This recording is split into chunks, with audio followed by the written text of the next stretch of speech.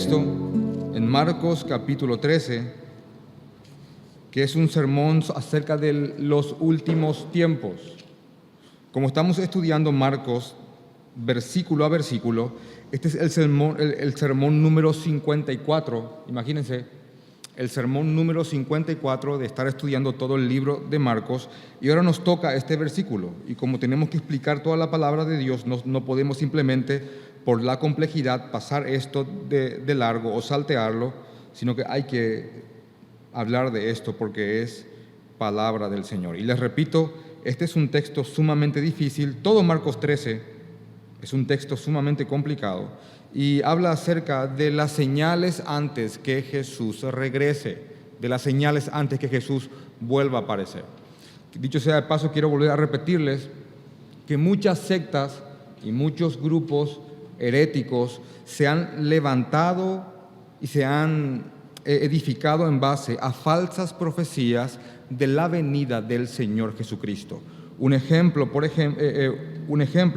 es que en el 2011, uno de tantos, uno de muchos, en el 2011, un pastor llamado Harold Camping, pueden por favor, yo les pido que estos datos lo corroboren, un pastor llamado Harold Camping anunció que en el 2011 vendría el fin del mundo.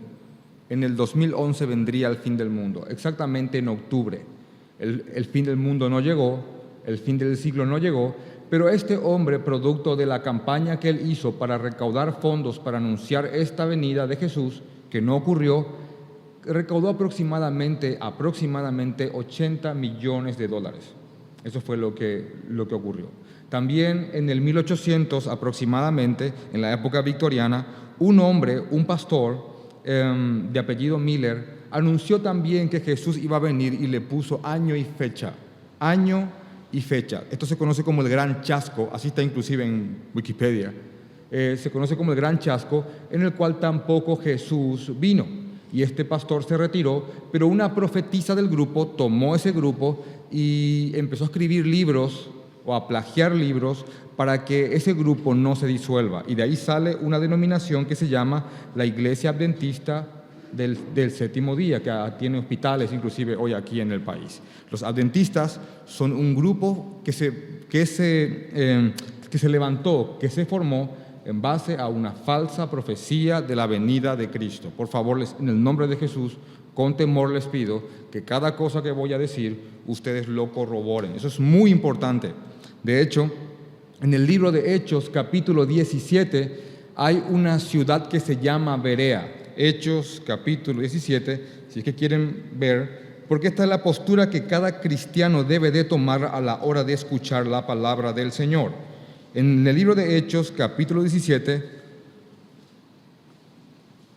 versículo 10, dice, Pablo y Silas en Berea, en la ciudad de Berea, dice, inmediatamente los hermanos enviaron de noche a Pablo y a Silas hasta Berea, y miren la posición, la actitud de los bereanos, gentilicio de Berea, y ellos habiendo llegado entraron en la sinagoga de los judíos, y estos eran más nobles que los que estaban en Tesalónica, pues recibieron la palabra con toda solicitud. Y miren esto, escudriñando cada día las escrituras para ver si estas cosas eran así. Los bereanos, cuando escucharon a Pablo y a Silas, no solamente creyeron las cosas que ellos dijeron porque Pablo dijo yo soy apóstol, sino que día y noche fueron a la palabra del Señor para escudriñar si en verdad las cosas que decía Pablo eran verdaderamente así. Y esa es la posición noble, como dice la palabra, esta parte de la palabra, es la postura noble que cada cristiano debe de tomar cuando se levanta un predicador y afirma algo en base a la palabra del Señor. Es nuestro deber ir también nosotros a la palabra del Señor, escudriñarla y ver si lo que nos están diciendo es verdaderamente así. Así que les pido que bereanicen, que sean bereanos, y cada cosa que les voy a mostrar hoy deben de ustedes escudriñar en la palabra del Señor, porque es muy importante que esto sea así.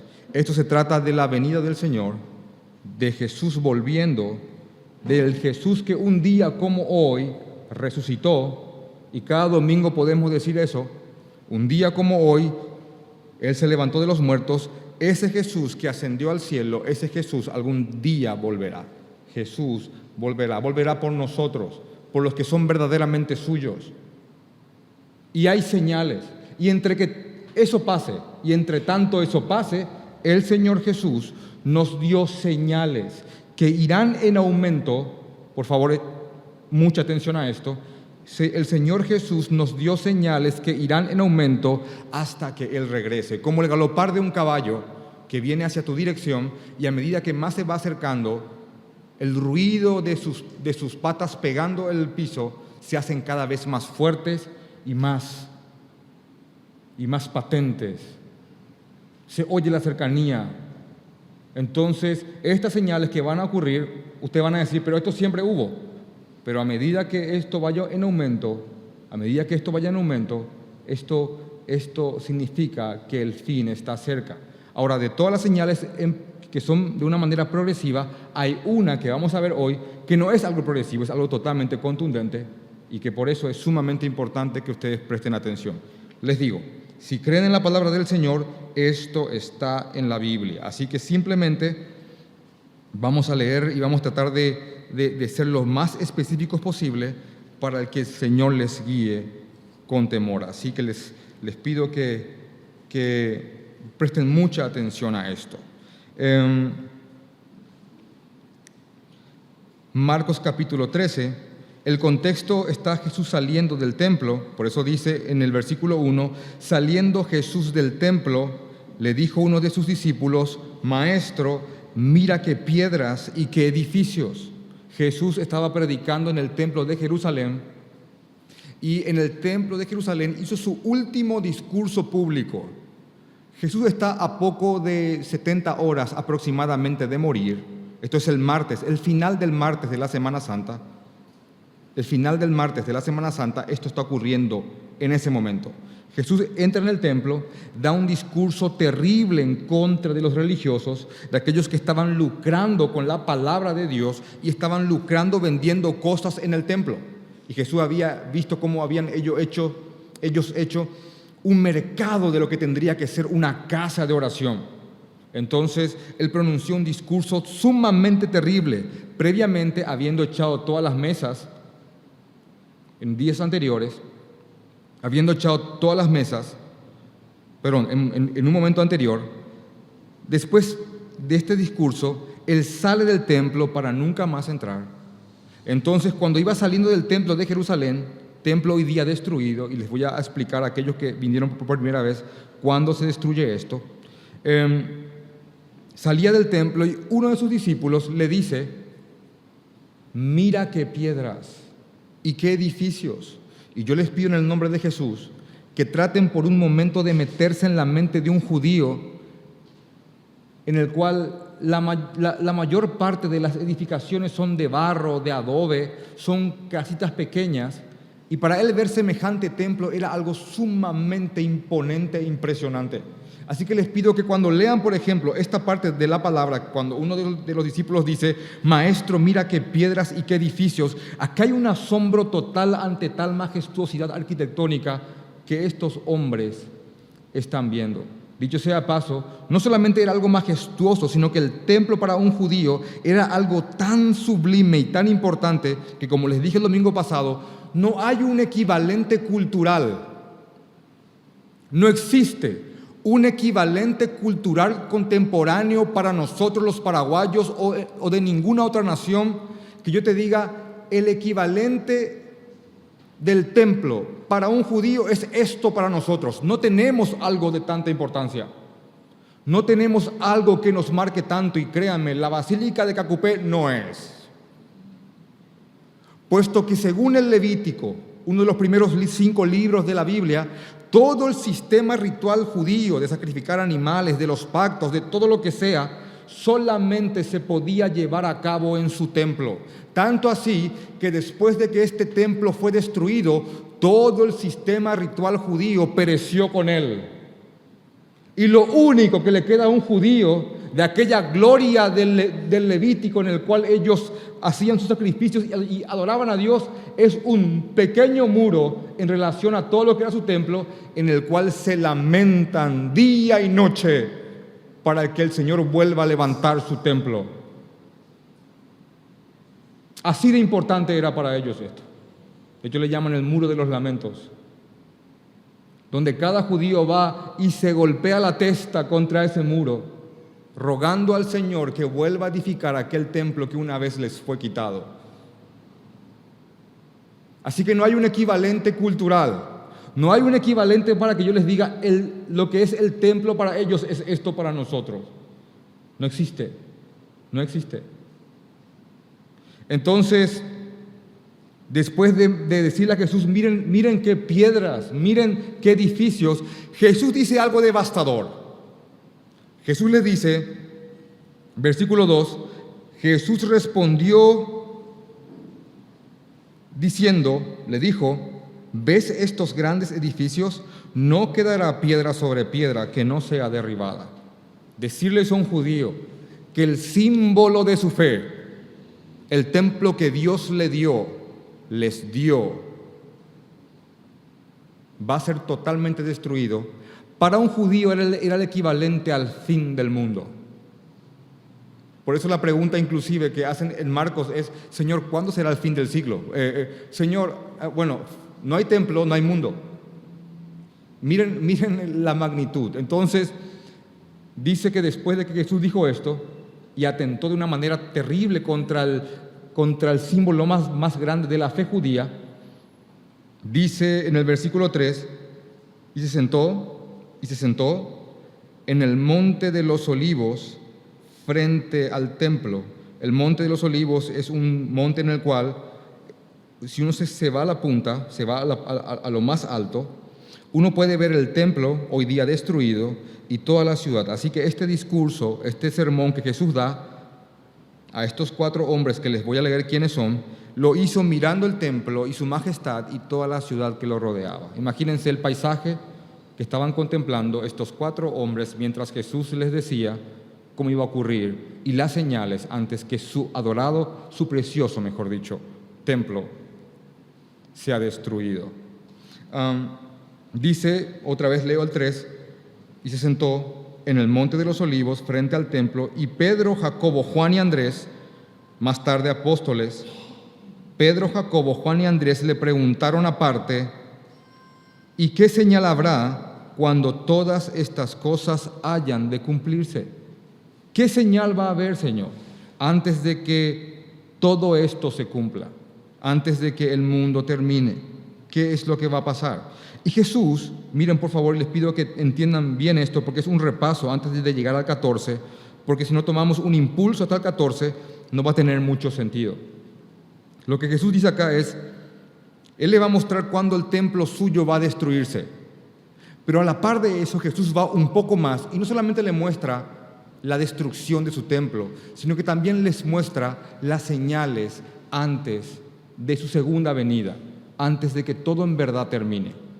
Créanme que si hay algo que la Biblia está muy acostumbrada a hacer, es que en un hecho histórico se esconden, o en una acción se esconden muchas verdades espirituales. Por ejemplo, les doy un paréntesis para que comprendan.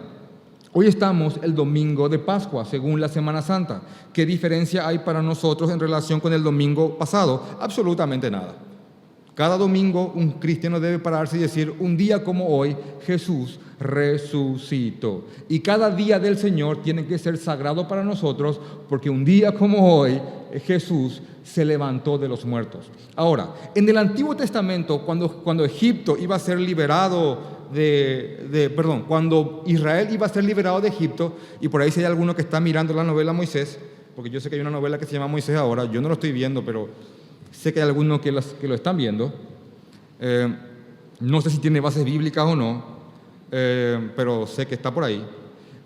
Cuando Israel iba a ser liberada de Egipto, la última plaga era que el heridor, como dice la Biblia, o el ángel de la muerte, iba a pasar por Egipto y iba a llevar a los primogénitos, a los primeros hijos varones de cada familia. Entonces el Señor le dice a Moisés que le diga a su pueblo que tomen un cordero perfecto, al cual no había que romperle un hueso y había que matarlo, cocinarlo y comerlo vestido como si fuese que íbamos a salir para un viaje. Ese era el requisito. Así que todos teníamos que estar parados, vestidos de viaje. Imagínense contemporáneamente hablando, bota, pantalón, camisa, gorrita y campera y comiendo un cordero. Así tenía que comer el judío, con su vestimenta de la época, ropa de viaje. Y no solamente eso, después de cocinar el cordero y de comerlo con hierbas amargas, tenían que tomar la sangre del cordero y pintar las puertas, el dintel y la vara transversal, para que cuando pase el ángel de la muerte y el heridor vea que hay un cordero perfecto que murió en esa casa, entonces él no tocaría al heredero de todo, al primogénito. Entonces, si bien es un acto simbólico, lo que está simbolizando este hecho en particular, este hecho histórico, es como alguna vez Jesucristo iba a venir por nosotros y su sangre iba a ser derramada en un madero, el primogénito de Dios, para que nosotros no seamos tocados. De hecho, dice el libro de Corintios, Jesucristo, nuestra Pascua, ya ha sido sacrificada por nosotros. ¿Qué es la Pascua? El Pesaj, o el pasó de largo, es el ángel de la muerte pasó por encima de nuestras casas porque la sangre de un cordero perfecto estaba en nuestras puertas. Nada que ver con huevos de chocolate.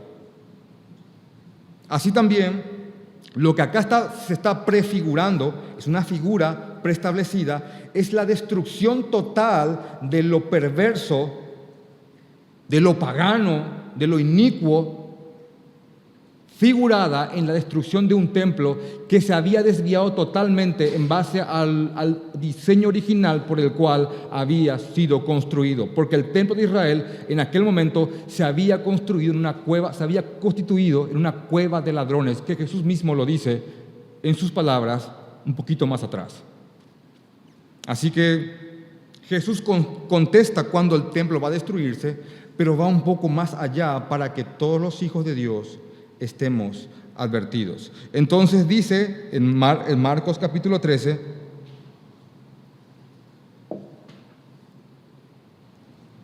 dinos cuándo, versículo 4, dinos cuándo serán estas cosas y qué señal habrá cuando todas estas cosas hayan de cumplirse. Versículo 5, Jesús respondiéndoles comenzó a decir, y miren la introducción antes de todo esto, que para mí sería una de las ideas centrales: mirad que nadie os engañe, mirad que nadie les engañe. Es como que todo lo que yo les digo es una forma de protección para que nadie les juegue un truco pesado o una broma o nadie les desvíe del camino.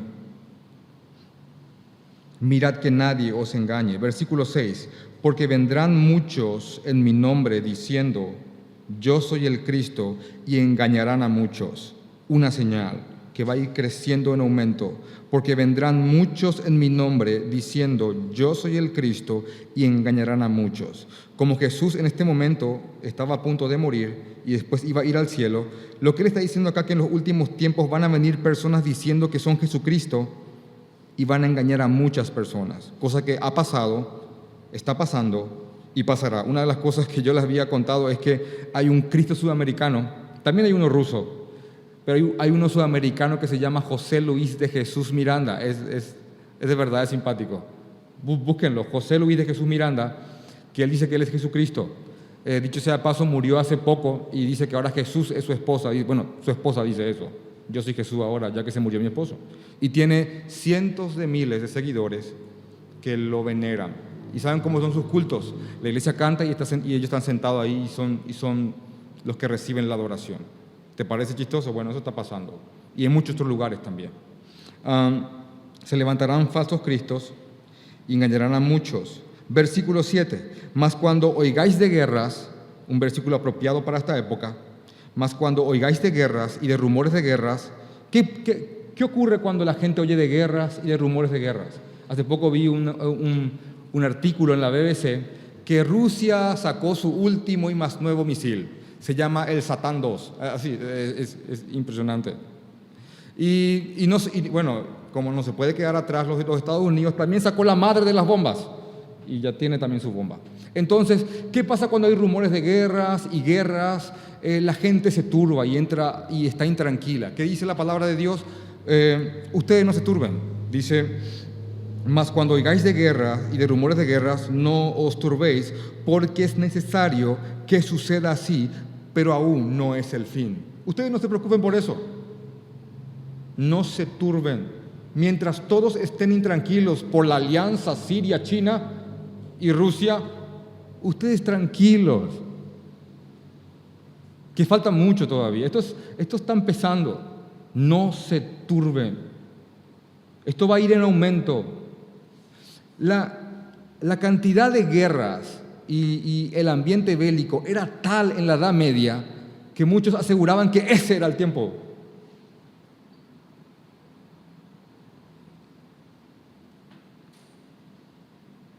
Versículo 8, porque se levantará nación contra nación y reino contra reino, y habrá terremotos en muchos lugares. La actividad sísmica, producto de un planeta que está tosiendo, hermanos, porque lo estamos enfermando, va a ser cada vez mayor, que habrá terremotos en muchos lugares con mayor frecuencia. Y habrá hambres por causa de esas desgracias y alborotos, pero tranquilos, eso apenas son principios de dolores de parto. Dice, principios de dolores son estos. Esa es una frase sacada de una mujer que está encinta, está embarazada, rompe bolsa, rompe fuente y empieza con las contracciones. Bueno, son recién principios de dolores. Las mujeres que han experimentado esto saben que apenas comienza esto y dicen, sácamelo ya, ¿verdad? Pero recién está empezando. Así que todas estas guerras, rumores de guerras que irán en aumento, estos terremotos en diferentes partes, acá está. Recién son principios de dolores. Así que Jesús dice, cuando todos estén turbados, desesperados, ustedes no se pongan así, porque así tiene que ser, así tiene que pasar. Después de esto, miren, hasta acá estamos simplemente leyendo la palabra de Dios. Miren, estamos leyendo la Biblia. El pastor dijo que va a haber terremoto. No, está en la Biblia. Estamos leyendo la Biblia. Versículo 9. Pero mirad por vosotros mismos, así que tengan cuidado de ustedes, porque os entregarán a las sinagogas, a los concilios, y en las sinagogas os azotarán, y delante de gobernantes y de reyes os llevarán por causa de mi nombre para testimonio a ellos. Así que miren estas señales. Primero, falsos cristos. Segundo, guerra y rumores de guerra. Tercero, terremotos en diferentes lugares, hambres y disturbios. Después, esta señal es, habrá persecución de la iglesia. Yo estoy seguro que ciertos hermanos que viven en la latitud 1040, la parte menos evangelizada del mundo, la 1040, los que están en Siria, en la China comunista, en la Corea del Norte, en Sudán, en la India, en ciertos lugares en los Emiratos, están pasando tal persecución, hermanos, que ellos estarán seguros, algunos, que ya son los últimos tiempos.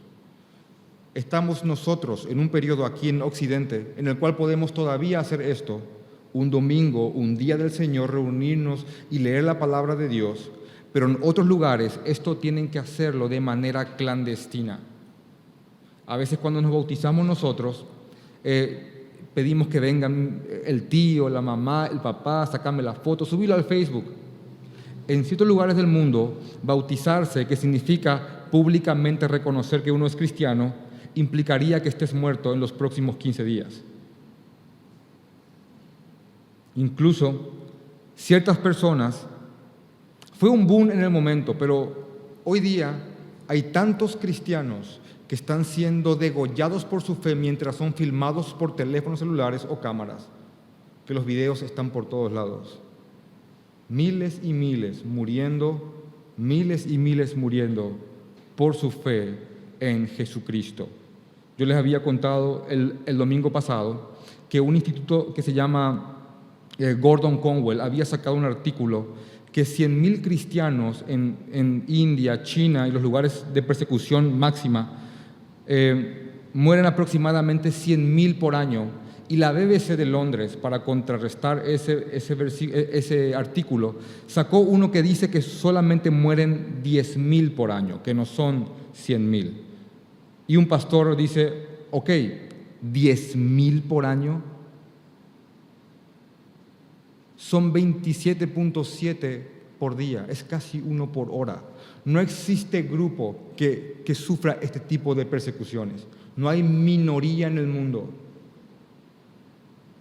que sufra este tipo de persecución.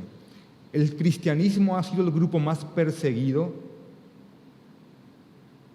desde que fue establecido hasta el día de hoy. Así que una de las señales antes que Jesús venga es que nos llevarán a concilios, a las autoridades y nos arrestarán. Ahora, tiene un motivo esto. ¿Para qué? Versículo 9. Para testimonio a ellos. Versículo 10. Dice, y es necesario que el Evangelio sea predicado antes a todas las naciones. El Evangelio va a ser predicado en todos los lugares y esa es una señal antes que nuestro Señor Jesucristo venga. Así que inclusive el mundo, creyendo que está desarrollando la tecnología y las redes sociales para hacer correr videos, chismes o que surjan los bloggers o lo que sea, o los youtubers, lo que en verdad está pasando es el Señor permitiendo que la tecnología se desarrolle para que el Evangelio llegue a lugares que nunca antes imaginamos. Y hoy el Evangelio de Cristo puede llegar a un lugar sin que haga falta que una persona pise ese terreno. Y es necesario, antes que el Señor venga, que el Evangelio sea predicado antes a todas las naciones de este mundo. Dice en el versículo 11, que es una especie de aliento para nosotros, pero cuando os trajeren para entregaros, no os preocupéis por lo que habéis de decir, ni lo penséis, sino que os fuere dado en aquella hora, Eso hablad, porque no sois vosotros los que habláis, sino el Espíritu Santo. Miren esta cadena de consecuencias. Hay una persecución. Dos cosas, perdón por la redundancia de la prédica pasada, pero necesito que comprendan esto. Dos cosas produce bíblicamente la persecución.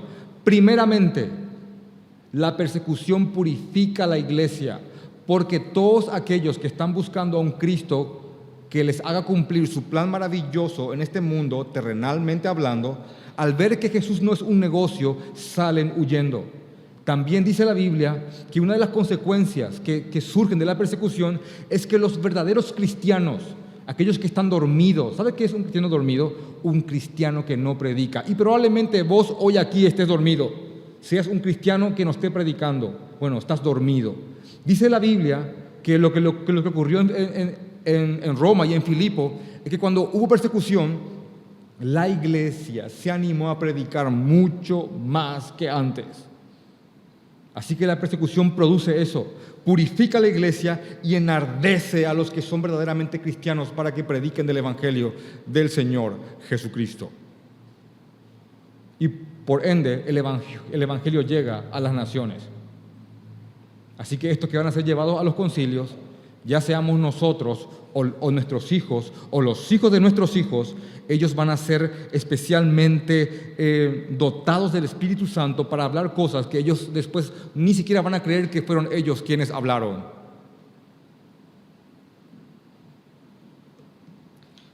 Una señal devastadora es la que sigue, que dice que es así: el Evangelio va a dividir familias. ¿Cómo? Cristo viene a unir las familias. Bueno, suena muy lindo y muy idealista, pero no es lo que va a ocurrir. Dice el versículo 12 del capítulo 13, miren, es leer, es simplemente leer. Y el hermano entregará a la muerte al hermano, y el padre al hijo, y se levantarán los hijos contra los padres y los matarán, y seréis aborrecidos de todos por causa de mi nombre. Mas el que persevere hasta el final, éste será salvo. Está ahí. No solamente va a haber división en la familia, en la célula primordial de la sociedad, sino que la división va a ser tal que padres van a entregar a muerte a sus hijos y hijos entregarán a muerte a sus padres y hermanos a hermanos, y seremos aborrecidos por todos por causa de Jesucristo. Pero los que perseveren hasta el fin, estos son los que verdaderamente son hijos de Dios. Los que vayan saliendo, producto de la purificación que produce la persecución, son los que dice Primera de Juan, salieron de nosotros, pero no eran de nosotros, porque si hubiesen sido, habrían permanecido con nosotros, pero salieron para que se haga patente, para que se manifieste que en verdad no todos son de nosotros. Una teología que diga que Jesucristo es la solución a todos tus problemas es una herejía. Una teología que diga venía Jesucristo para que se paguen todas tus cuentas, para que rebrote el campeón que hay en ti, para que no pases tribulación, para que no sufras, es totalmente antibíblico. Lo único que Jesús te promete en esta tierra contundentemente es que por Él vas a sufrir.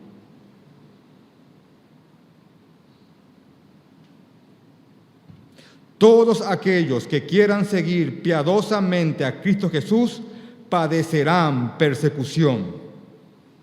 ¿Sabes qué significa piadosamente? En verdad, vivir lo que estás creyendo. Si no hay persecución, no hay cristianismo. Nunca va a haber reconciliación entre los hijos de la mujer y los hijos de la serpiente. La primera promesa después de la caída.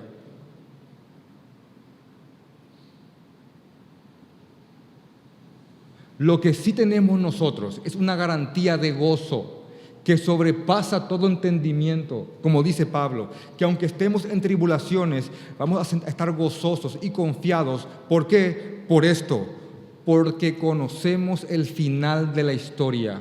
Jesús es magnificado, ya sea por nuestra vida o por nuestra muerte. Filipenses capítulo 2. Ese era el motor y el impulso de cada creyente, como dice Pablo. Ya sea en mi vida o en mi muerte, Jesús, mi Cristo, será magnificado. Ese sí es una fuente de gozo real. Todo el resto es efímero. Qué prédica tan desgraciada, ¿verdad? Padres matando a hijos. Hasta aquí todo progresivo. Hasta aquí todo progresivo. Guerras que van aumentando, terremotos que van en aumento, persecución que va creciendo. Pero aquí no hay, lo que voy a leer ahora, que es lo que corresponde hoy, no tiene un grado. Esto pasa. Dice en el versículo 14, una señal tremendamente terrible. Pero cuando veáis la abominación desoladora de la que habló el profeta Daniel, puesta donde no debe estar, el que lee entienda, entonces los que estén en Judea huyan a los montes, el que esté en la azotea no descienda a la casa ni entre a tomar algo de su casa, y el que esté en el campo no vuelva atrás a tomar su capa.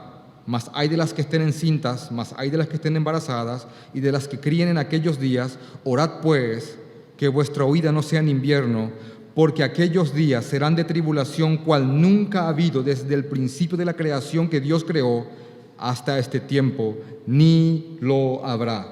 Y si el Señor no hubiese acortado aquellos días, nadie sería salvo, mas por causa de los escogidos que Él escogió, acortó aquellos días. Entonces, si algunos dijeren, mirad, aquí está el Cristo, o mirad, allí está, no le creáis, porque se levantarán, y otra vez dice, porque se levantarán falsos cristos y falsos profetas, y harán señales y prodigios para engañar, si fuese posible, aún a los escogidos. Mas vosotros mirad, os lo he dicho todo antes. Hay algo sumamente claro que les quiero mostrar aquí en estos versículos del 14 al 23, que es esto. Hay una señal que la Biblia dice es la abominación desoladora. Después vamos a ver qué podría ser eso. Hay una señal que es la abominación desoladora, que dice también que ya habló de él el profeta Daniel. Hasta ahí estamos todo bien. Está acá. Ahí no hay postura, estamos leyendo. Esa es la señal. Ya Daniel habló de esto. La abominación de la cual habló Daniel, por favor le pido que estos versículos los anoten, porque no va a haber tiempo de ver uno a uno. Está en Daniel 9:27, Daniel 11:31 y Daniel 12:11. ¿Qué pasó acá? Daniel está profetizando que el templo iba a ser usurpado también. Y dice, y está en la historia, que un líder llamado Antíoco, en el 167 a.C., dirigió las tropas sirias hasta Jerusalén y entró en el templo y en el lugar santo donde los judíos sacrificaban sus corderos perfectos. Este hombre llamado Antíoco sacrificó un cerdo. Imagínense, un lugar en el cual anteriormente, si alguien entraba no consagrado, caía muerto de la presencia de Dios. Dios permite que venga este inicuo, este hombre de pecado, que también lo fue anteriormente, y entre al lugar santo y sacrifique un cerdo, un animal declarado inmundo por la ley judía, en el templo de Dios. Ahora, esto ya pasó. De lo que Daniel habló, ya pasó. ¿Sabe qué dice Jesús en palabras sencillas? Cuando vuelva a pasar algo similar de lo que habló Daniel, el que le entienda, cuando vuelva a pasar algo similar de lo que habló Daniel, una persona entrando en el lugar de Dios y contaminándolo, tengan cuidado y huyan de él. En el contexto judío, al hablar de que el que esté en la terraza de su casa ni siquiera baje a tomar una capa, es un sentido extremo de urgencia, de huir de esto que va a ocurrir. No vuelvas al campo para tomar tu capa. Huye a los montes, huye de esto, huye de aquel que va a profanar lo puro. Cuando vean la abominación desoladora de la que habló el profeta Daniel, puesto donde no debe de estar, el que le entienda, entonces los que estén en Judea huyan a los montes, huyan de esto. También esto se vuelve a concretar 40 años después aproximadamente de esta profecía, cuando los romanos, dirigidos por un emperador llamado Vespasiano y el general Tito, entran a Jerusalén y destruyen totalmente el templo en el 70 después de Cristo. Destruyeron el templo para que nunca más sea reconstruido hasta hoy día. Ahora, ¿qué es esto que tenemos que estar esperando? ¿Qué es esto que tenemos que estar esperando? Hay un texto que probablemente, yo creo que aquí puede haber personas que nunca hayan leído esto, porque hay textos bíblicos que no son muy comunes, ni tampoco no lo vas a encontrar en una cajita de promesitas bíblicas. No va a estar, créeme, es muy duro. Tampoco nadie va a dedicarte este versículo en tu cumpleaños.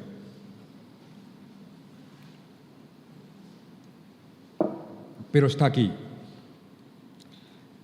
Vamos a ponerle a esta sección de esta prédica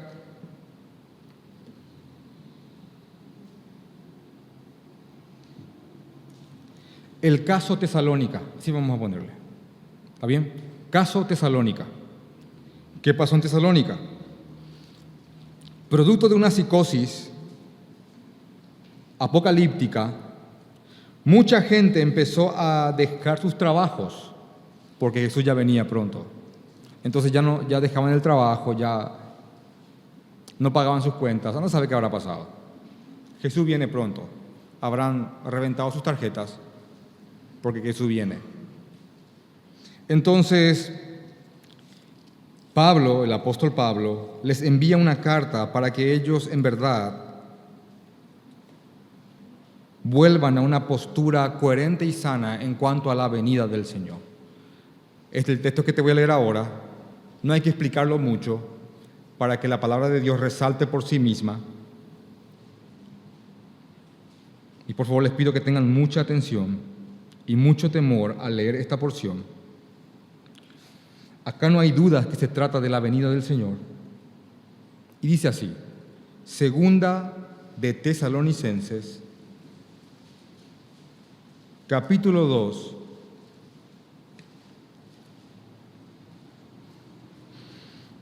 versículo 1, dice: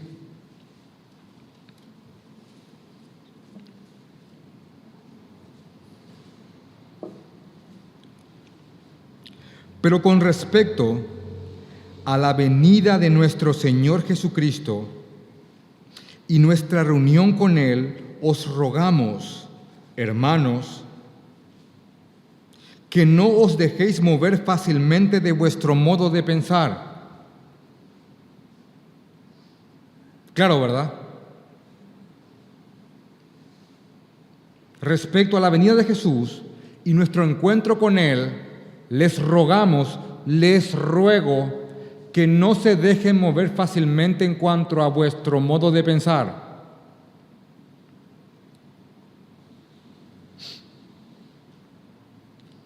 Ni os conturbéis, ni por espíritu, ni por palabra, ni por carta como si fuera nuestra, en el sentido de que el día del Señor está cerca.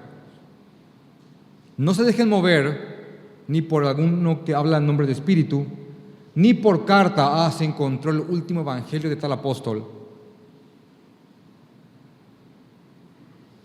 como si fuera nuestra, en cuanto a la venida del Señor. Estamos leyendo, ¿verdad que sí? Estamos simplemente leyendo.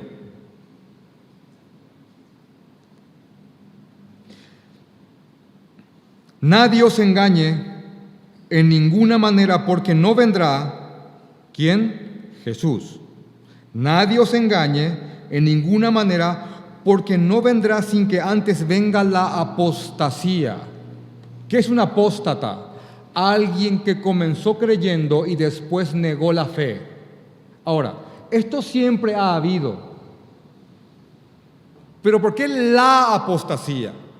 Porque antes que Jesús venga, una gran masa de lo que se hace llamar Iglesia de Cristo va a apostatar la fe.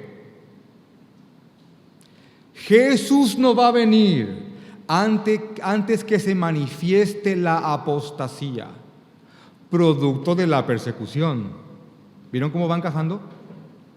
La persecución viene y todos aquellos que están buscando el plan maravilloso terrenal de Jesús aquí, o como dice un predicador, su mejor vida ahora, al ver que Jesús no trae esto, van a salir corriendo.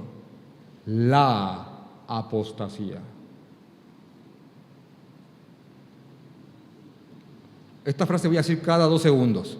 Estamos leyendo. Nadie os engañe en ninguna manera, porque no vendrá sin que antes venga la apostasía. Y acá está el versículo que les va a traer varias escenas de películas. Y se manifieste el hombre de pecado,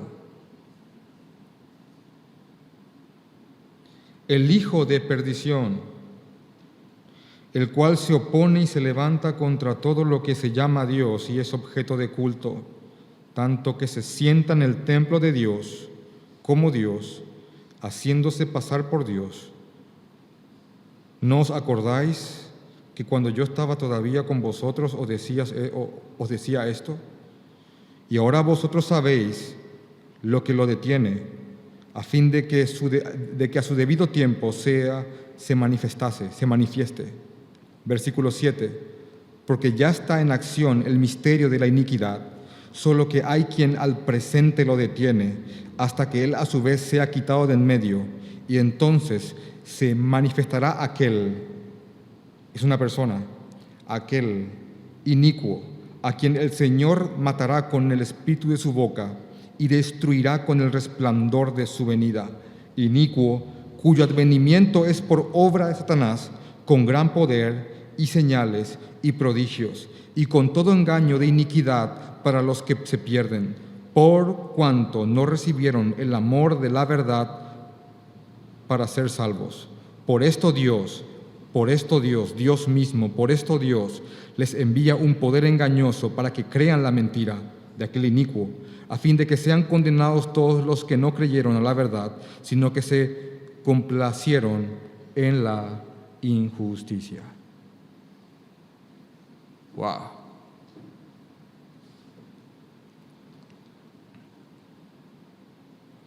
Antes que el Señor venga, una señal es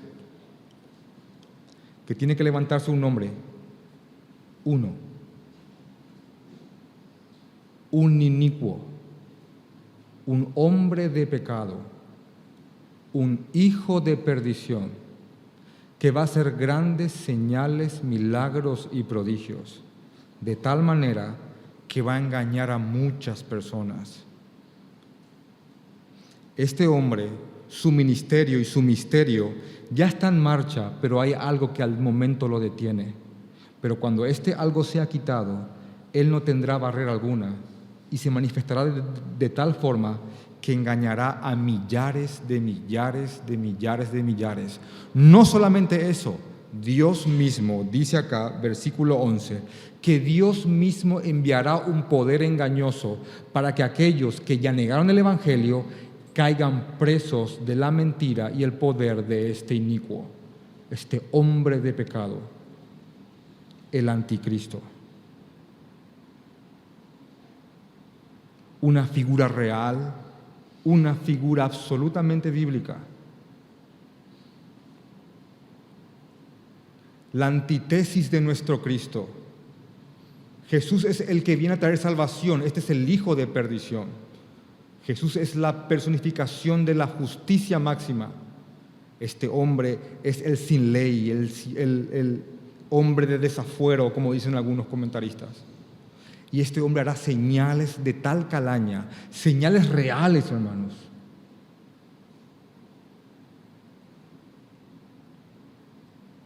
Dice Daniel que vendrá con apariencia de cordero y traerá una paz momentánea y hablará como un dragón maravillas y se va a poner en el lugar de Dios.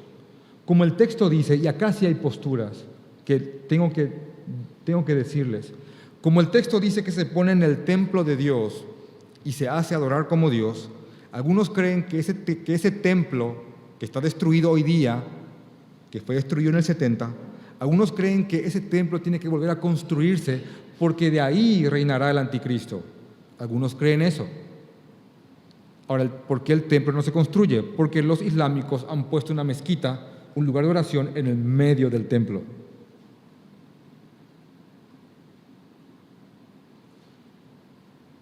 Algunos creen que es simplemente una metáfora de decir que este hombre va a ser tan admirado por el mundo que entrará en la categoría prácticamente de ser idolatrado. Yo miro en el panorama hoy día, nadie cumple este requisito. Nadie.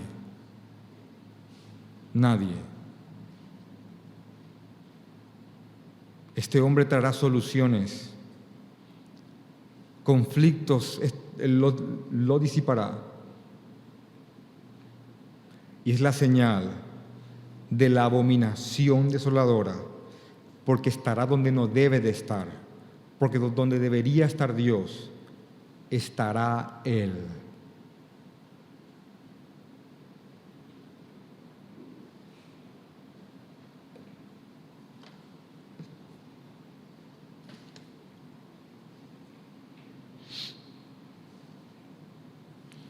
Así que cuando esto ocurra, lo único que podemos hacer es huir lo más que podamos de este hombre, porque todos aquellos que han negado a Cristo caerán presos por su encanto.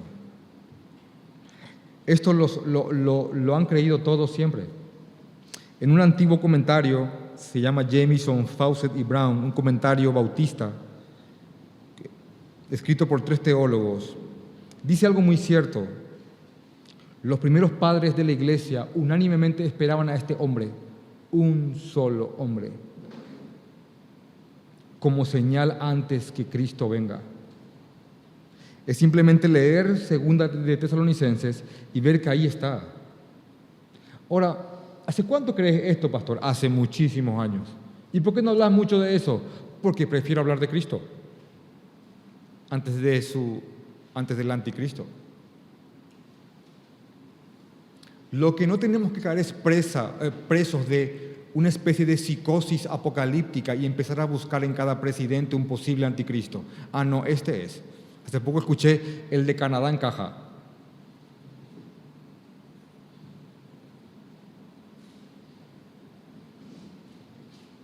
Porque justamente eso es lo que les pasó a la gente de Tesalónica.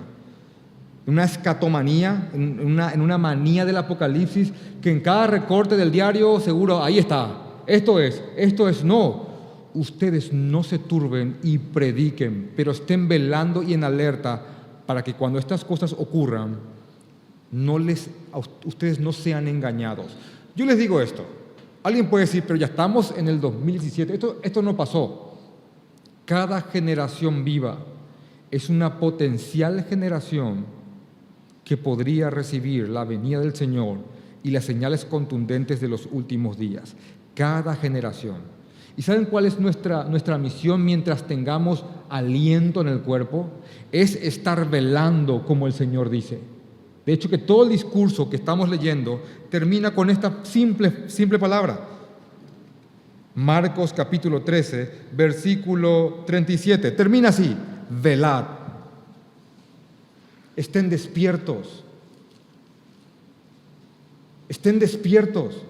Porque ya sea que seamos nosotros o no lo que experimentemos esto, tenemos que estar alertas. Y si no, tenemos que transmitir esta alerta a la generación que va a venir. Porque créanme esto, hermanos, esto sí es verdad. Si no somos nosotros, serán nuestros hijos o los hijos de nuestros hijos. Pero de que esto ocurre, porque el Señor dice: mi palabra no pasará, el cielo y la tierra sí, mas las mías no pasarán nunca. Dice en Marcos capítulo 13, versículo 31, el cielo y la tierra pasarán, pero mis palabras no pasarán. Versículo 33, vamos a leerlo. Mirad, velad y orad, porque no sabéis cuándo será el tiempo. Es como el hombre que yéndose lejos dejó su casa y dio autoridad a sus siervos y a cada uno su obra, y al portero mandó que velase.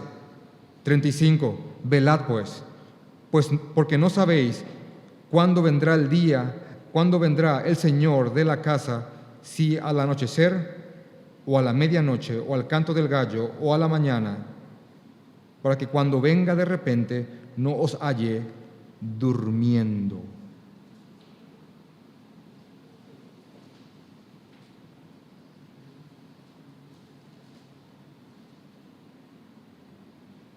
Y lo que a vosotros digo, a todos digo, velad.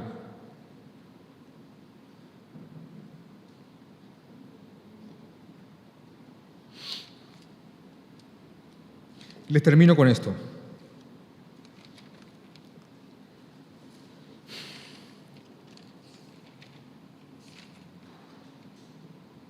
¿Por qué, Señor, contarnos todo esto? ¿Por qué, Padre, mostrarnos estas desgracias? ¿Por qué, Señor?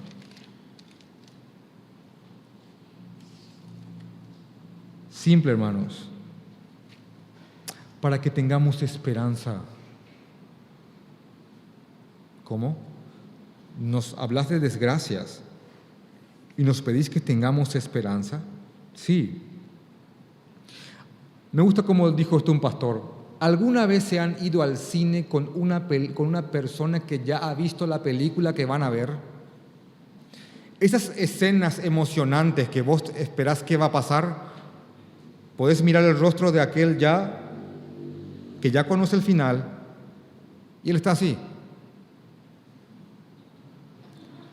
Porque ya sabe lo que va a pasar. Y tenés que estar cuidado que hay una palabra nueva, que no te spoileree, así, sí, que no te diga al final y te funda la película.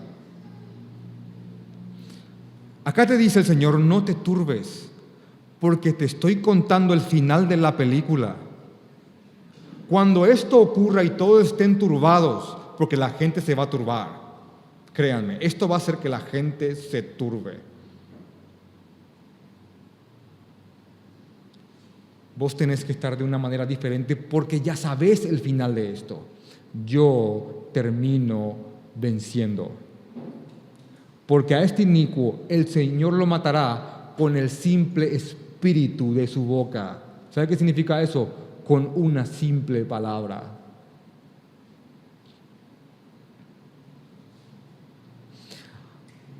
Hasta te podría decir que tomes esta verdad para el día a día de tu vida.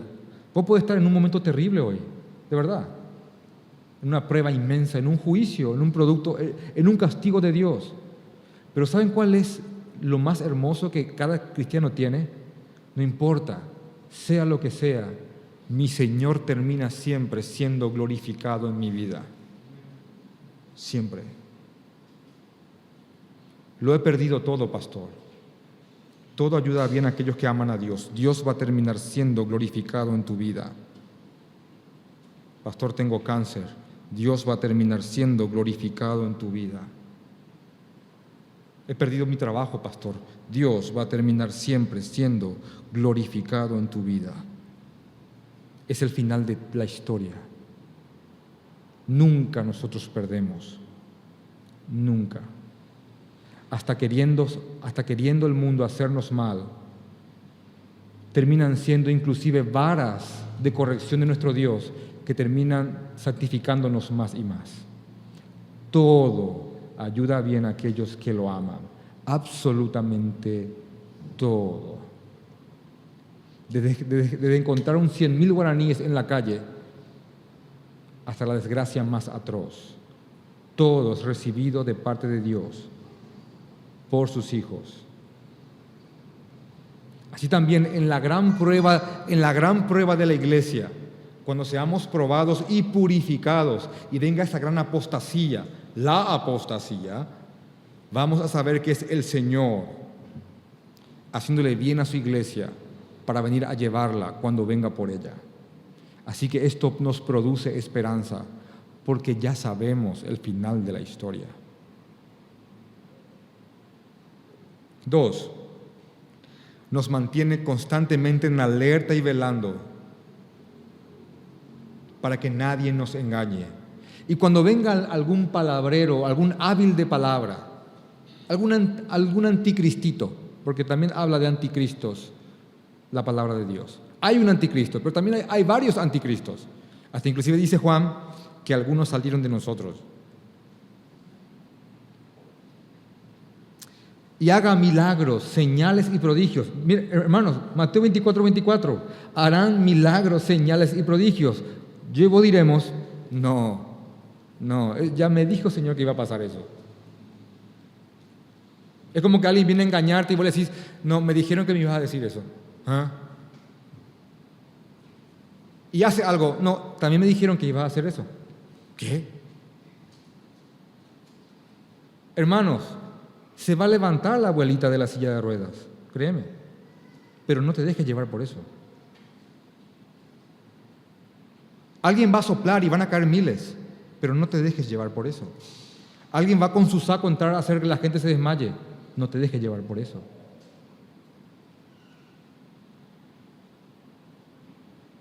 Ya sean milagros reales o trucos baratos, muchos van a ser engañados, pero vos estás avisado de más.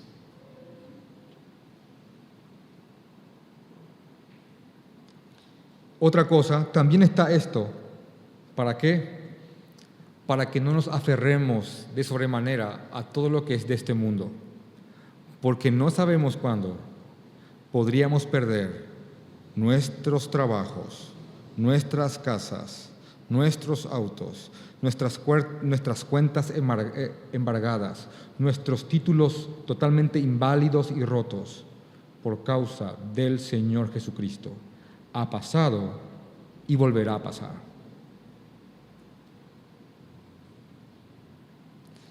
Y esta es mi esperanza, que la Iglesia de Cristo, históricamente hablando, los momentos en los cuales más se ha enardecido para predicar el Evangelio, ha sido cuando más ha sido perseguida. Hace falta verlo en tu vida nomás. ¿Cuándo más te acercas a Dios?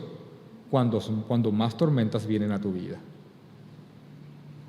Tiempo de paz, lejos del Señor.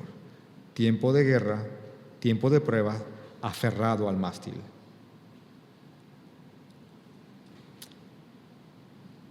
En todo lo que te ocurre tiene más que ver el Señor que Satanás mismo. Esta es nuestra esperanza y nuestra fe. Y tenemos que velar hasta que esto ocurra. Vamos a orar.